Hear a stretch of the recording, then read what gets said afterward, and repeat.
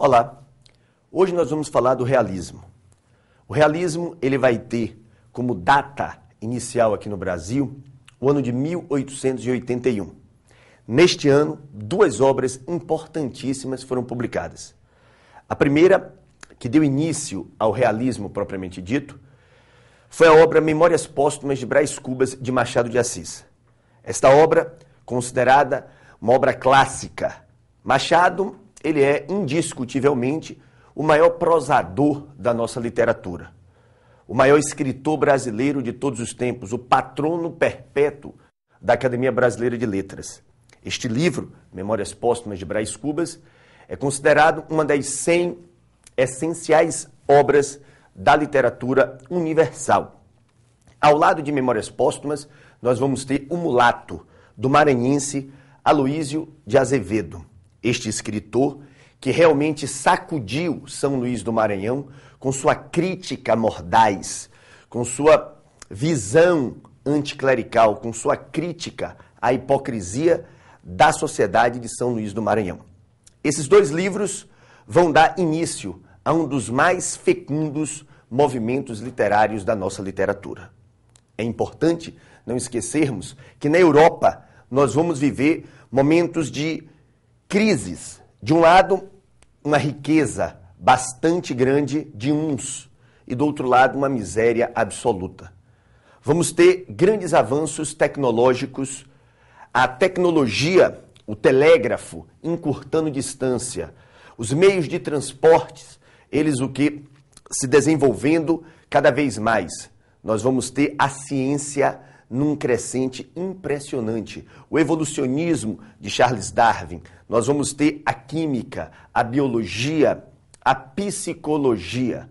No aspecto filosófico, não podemos deixar de frisar o positivismo de Augusto Comte. A crença que a ciência ela responderia a todas as nossas indagações. O positivismo de Augusto Comte, ele está eternizado no lema da bandeira nacional, ordem e progresso. Vamos ter ao lado desse positivismo o determinismo de Taine. O homem sendo analisado mediante 3 fatores. O homem, produto do meio, do momento e da raça. Então, no aspecto político, vamos ter uma postura republicana, antimonárquica. Os escritores, eles terão uma postura anti-burguesa. Por quê? Porque a proposta é mostrar a realidade tal qual ela é. Não mais voltar para o passado, para o exótico. Não mais voltar para o peculiar, mas sim trabalhar temáticas universais. O adultério, a corrupção, a exploração do homem pelo próprio homem. É importante você observar as sábias palavras do grande escritor, crítico e pessimista social português, contemporâneo de Machado de Assis, Eça de Queiroz. Assim, ele se posiciona. O realismo é a anatomia do caráter, é a crítica do homem, é a arte que nos pinta a nossos próprios olhos para condenar o que houver de mal na nossa sociedade.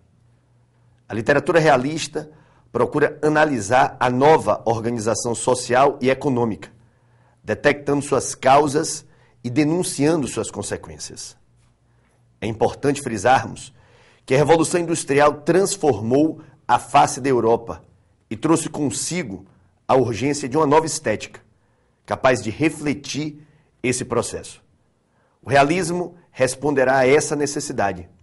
E para falar sobre a Revolução Industrial, eu vou convidar o meu amigo Ricardo Carvalho para brilhantar essa nossa aula. É bom a gente lembrar que a Revolução Industrial é o processo natural de evolução do capitalismo, que em última instância substituiu a força motriz humana pela força das máquinas. Claro que com consequências muito importantes na área econômica, política, cultural, religiosa e até mesmo ideológica.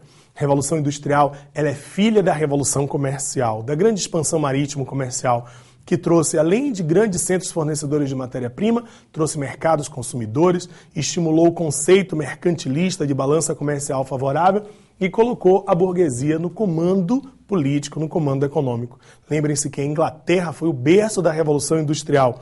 A Inglaterra tinha uma estrutura religiosa protestante, a Inglaterra, além disso, tinha uma estrutura naval primorosa, um governo liberal, a Inglaterra investiu em artigos populares e de grande aceitação no mercado mundial. Além disso, a velha aristocracia inglesa se transformou num tipo de nobreza mais aburguesada, produzindo para o capitalismo. Nós temos 3 revoluções industriais. A primeira revolução, que vai de meados do século XVIII até mais ou menos meados do século XIX. A principal força motriz foi a energia a vapor, com acontecimentos importantes como a metalurgia, como a indústria têxtil. A segunda revolução industrial, que teve seu foco nos Estados Unidos, a época do Fordismo, a época do desenvolvimento das grandes estruturas de navegação, de transporte e, ao mesmo tempo, de comunicações. E a terceira revolução industrial, onde predominou a alta tecnologia e a robótica, e a gente tem o Japão como grande centro. Com você, Zé. Valeu, Rick. Mais uma vez, você sempre surpreendendo. Mas, como falávamos do realismo e do naturalismo, não podemos dizer que são 2 escolas literárias distintas. Elas têm traços comuns. A objetividade, o antropocentrismo, essa visão bastante realista da sociedade, mas é bem importante frisarmos que nem toda obra realista pode ser considerada naturalista. No entanto, toda obra naturalista, ela é realista. Por quê? Porque o naturalismo é o realismo pintado com tintas fortes.